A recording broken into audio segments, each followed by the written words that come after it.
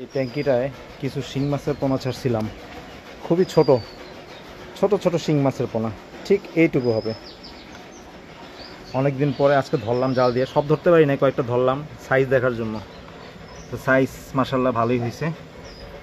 তো এগুলোকে আমরা আবার ছেড়ে দিই, আর একটু বড় হোক, আর একটু বড় হইলে আমরা হারভেস্ট করব, হারভেস্ট করে খাবো, খেয়ে দেখবো কেমন লাগে।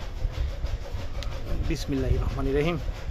যাও তোমরা আবার তোমাদের জায়গায় চলে যাও, যাও তোমরা আবার তোমাদের জায়গায় চলে যাও, যাও যাও যাও যাও, ভয় পাও কেন, যাও যাও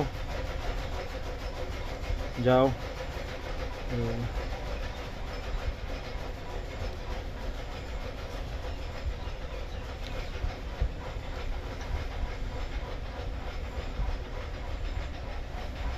যাও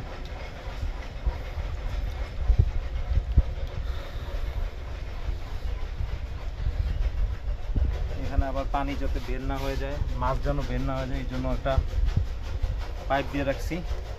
পানি ওভারফ্লো হয়ে গেলে, আগে অনেক শিং মাছ ছাড়ছিলাম, ওটা ছিল না, তখন বের হয়ে গেছিলো শিং মাছ, অতিবৃষ্টিতে পানি ওভারফ্লো হয়ে বের হয়ে গেছিলো।